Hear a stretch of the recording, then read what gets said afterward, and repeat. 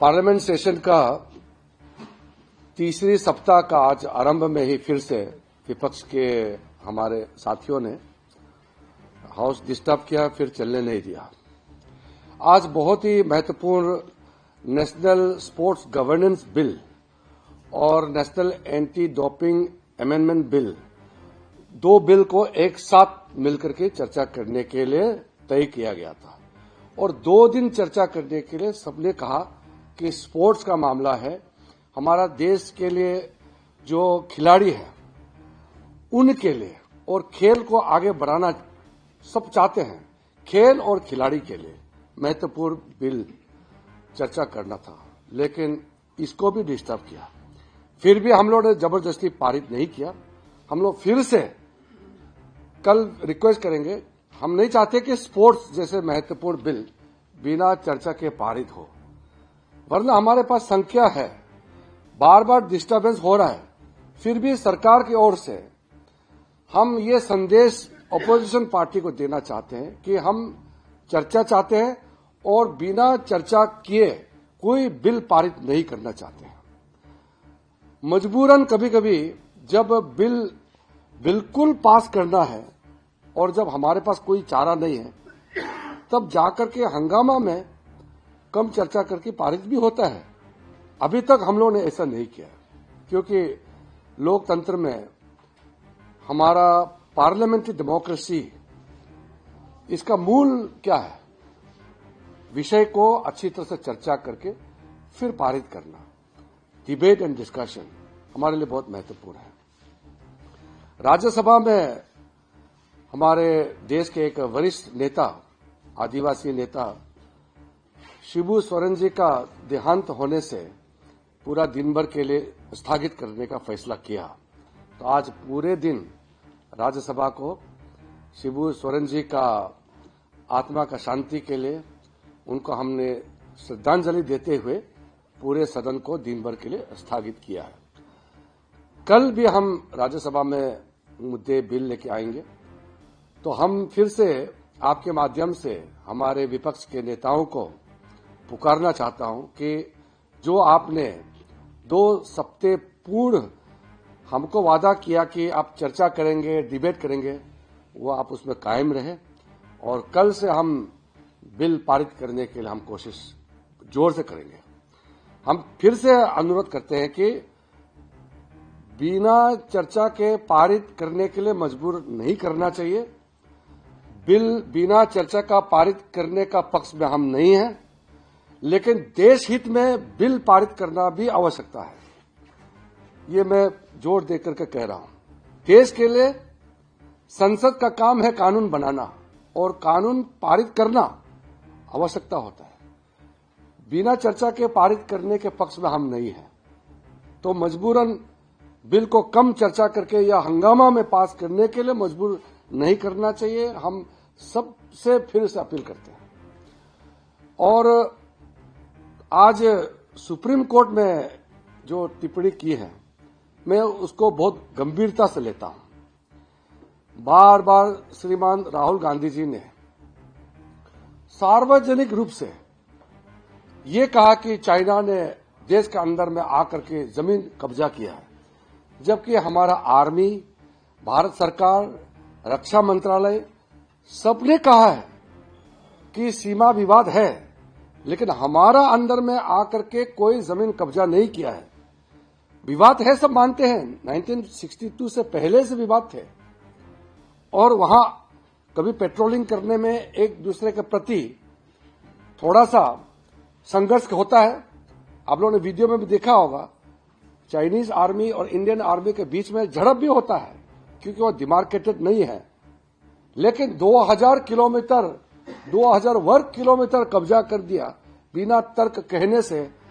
हम लोगों ने तो बार बार राहुल गांधी जी को कहा कि बिना तर्क के देश के खिलाफ बात मत करो। हमारा तो सुनता नहीं हुआ। इसलिए आज सुप्रीम कोर्ट ने जो फटकार लगाया, अब तो चुप होना चाहिए। हम तो मानते हैं कि हम जिम्मेदारी लोग हैं, राहुल गांधी भी जिम्मेदारी उसमें आते हैं, हम भी जिम्मेदारी का श्रेणी में आते हैं।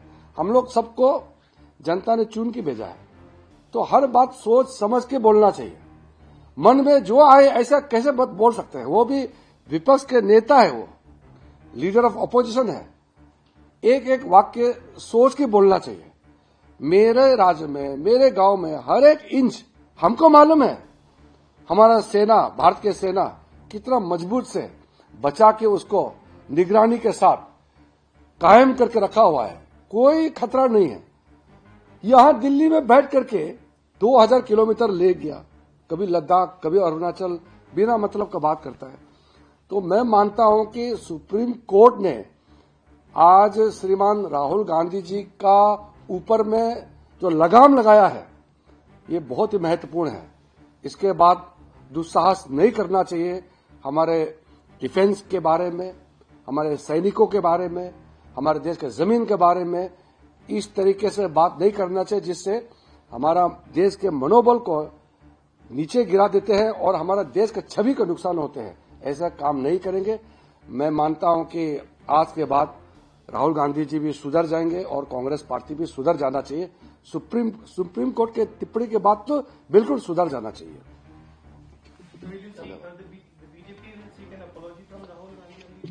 That Supreme Court has already made a very strong observation.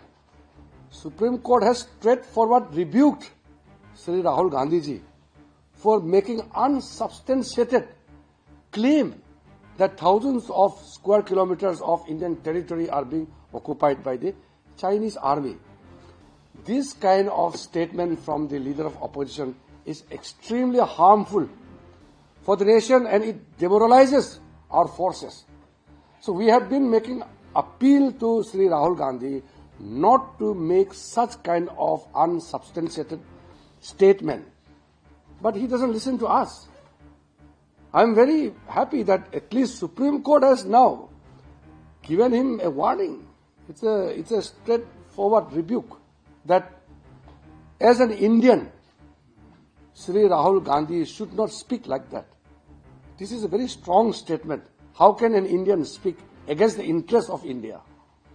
This is something, a lesson for all those who are Indian by status and citizenship, but keep on demonizing Indian institution and our Indian interests all the time. So I feel that this kind of strong observation from the Honorable Supreme Court is very befitting and timely. So Supreme Court has also asked if Rahul Gandhi has any credible material to support the claims which he makes. Do you think that if he has any credible material, he should put this forward? There are only three possibilities. One is the government of India or the army itself who are guarding the territory.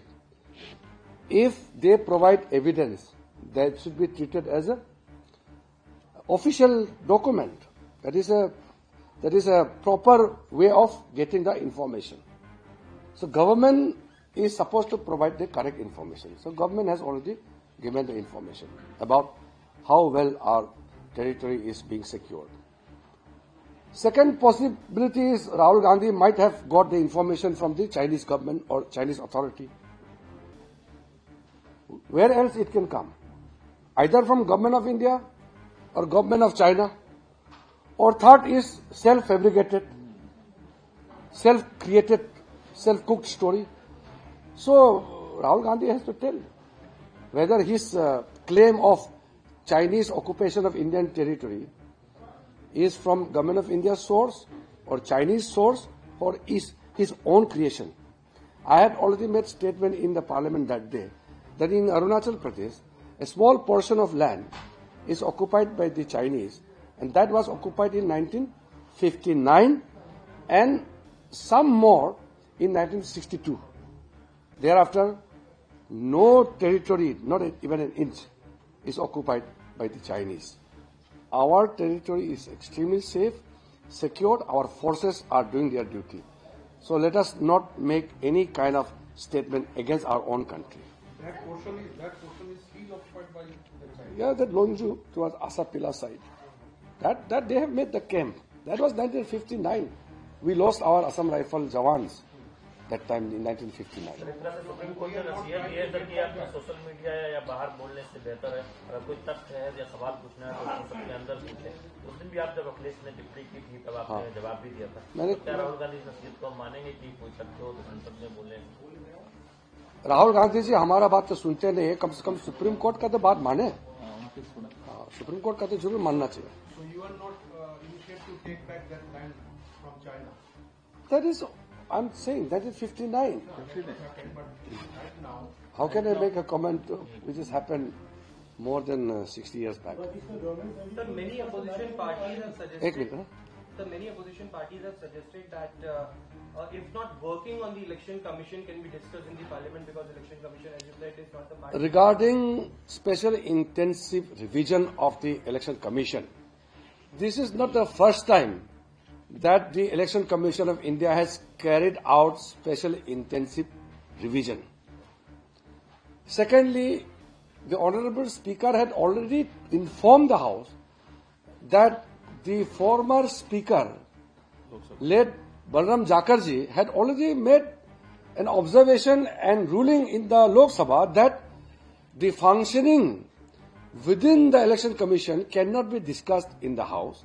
If there are issues which are related to electoral reforms, then there can be discussion. But special intensive revision is a functioning and administrative action of the Election Commission of India. This is not by an order of the Government of India. So this distinction has already been informed, and Honorable Speaker has already informed in the House and outside in the Business Advisory Committee meeting also. This was informed. Despite that, they are coming with placards, sloganeering, creating ruckus in the House, doing dharna. I feel that attacking Election Commission of India, attacking the judiciary is attacking the democracy itself. It's amounting to attacking at the heart of India. One should not weaken the constitutional institutions of our country. नहीं, मैंने तो इसका तो संकेत आपको दे दिया कि हम बिना चर्चा के कोई बिल पारित का पक्ष में नहीं है, लेकिन ऐसा मजबूरन करने का नौबत नहीं आना चाहिए, मैं ये उम्मीद करता हूँ। But if the logjam continues, because there are many crucial bills like yours. We have some more days, we have sufficient days, so I'm not making any specific comment. देखिए, मैं एक बात आपको बता दूं, कांग्रेस के और अलग अलग पार्टी के कई एमपी से हमने बात किया। पार्लियामेंट्री अफेयर्स मंत्री होने के नाते तो अलग अलग काम से हम लोग मिलते ही हैं। सबने कहा हाउस चलना चाहिए। हाउस नहीं चलने के लिए जो भी उनके नेतृत्व का निर्णय है, वो मजबूरी से उनके एमपी सदन पे हंगामा करते हैं, लेकिन सदन नहीं चलने से सबसे ज्यादा नुकसान एमपीज का ही होता है। ये बात बहुत क्लियर से सबको मालूम है। पार्लियामेंट चलता है तो एमपीज को सरकार से जवाब मांगने का मौका मिलता है, सवाल पूछने का मौका मिलता है, फिर सरकार जवाब देना है, क्योंकि लोकतंत्र है, जवाब देना ही है। जब पार्लियामेंट ही नहीं चलेगा तो सवाल भी नहीं पूछेगा, फिर सरकार जवाब भी नहीं दे पाएगा। तो ये तो एक तरीके से लोकतंत्र को कितना हानि होता है। इसलिए मैं नाम नहीं लेता हूं, क्योंकि कई एमपीज के अपना मजबूरियां हैं, उनके नेता के सामने में उनका छवि खराब होता है। फिर भी मुझे प्राइवेटली कई एमपीज ने कहा है कि सदन नहीं चलने से, पार्लियामेंट में गतिरोध होने से एमपीज का बहुत नुकसान होता है, क्योंकि उसके पार्लियामेंट्री कॉन्स्टिट्यूएंसी में लोग जो वोट दे के एमपी बनाते हैं, उनको क्या जवाब देंगे? आपको पार्लियामेंट का समय बर्बाद करने के लिए भेजा है कि अपना क्षेत्र के बारे में पार्लियामेंट में सवाल जवाब के लिए भेजा है? तो जनता तो पूछेगा ही ना। हंगामा से चुनाव नहीं जीतता है, तर्क के साथ देश के लिए काम करने से चुनाव जीतता है। No, normally, you know the rule. We don't discuss about the neighboring countries or any other country in our parliament. वो तो शेड्यूल आउट हो गया, पार्लियामेंट बिल्डिंग में चुनाव होगा बस। They had suggested to speaker, opposition leader suggested that you can conduct a discussion on electoral reforms or voters. That can be. See, whenever Ministry of Law and Justice come up with some bill for electoral reforms, then we can discuss.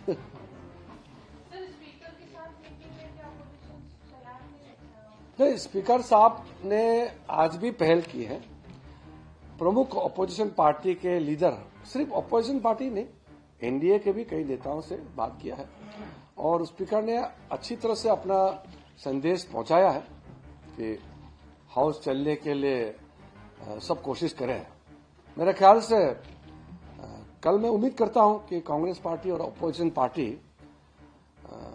Bill pay चर्चा करने में कोई रुकावट पैदा नहीं करेंगे। Sir, अगर रुकावट पैदा होती है तो क्या जनता हंगामे के दौरान महत्वपूर्ण विधेयकों को पारित कराएगी?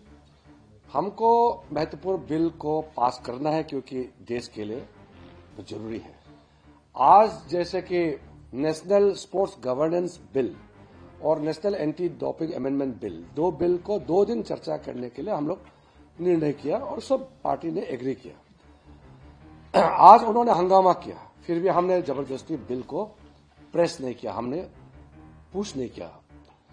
कल हम देखते हैं कौन सा बिल लेके आते हैं, क्योंकि अभी तक हमने जबरदस्ती कोई बिल को पारित नहीं किया है। वो अभी हम नहीं बोल सकते क्योंकि कल हम प्रायोरिटी देखेंगे। हम तो फिर से अपोजिशन पार्टी को कहते हैं कि अगर आपको कोई सुझाव है तो जरूर दीजिए, मगर गतिरोध पैदा करके हंगामा करके नहीं।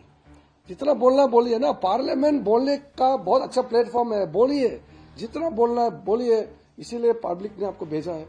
हंगामा करने से देखिए अल्टीमेटली जवाब तो जनता को देना होगा ना। 5 साल क्या कर रहे थे आप पार्लियामेंट में? ये हंगामा चिल्लाने के लिए भेजा है कि जनता का मुद्दा उठाने के लिए लोकसभा में, राज्यसभा में अपना बात को सदन में रखे ना। बाहर में रखने से तो रिकॉर्ड नहीं होते। रिकॉर्ड में तो तभी होता है, सरकार तभी एक्शन लेता है जब वो क्वेश्चन के माध्यम से रूल के तहत सवाल पूछता है कि नहीं? Thank you.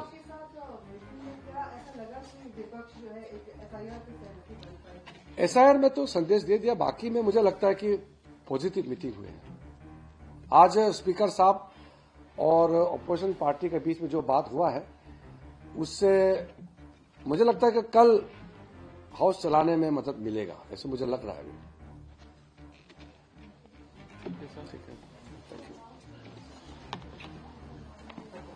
चलिए साहब।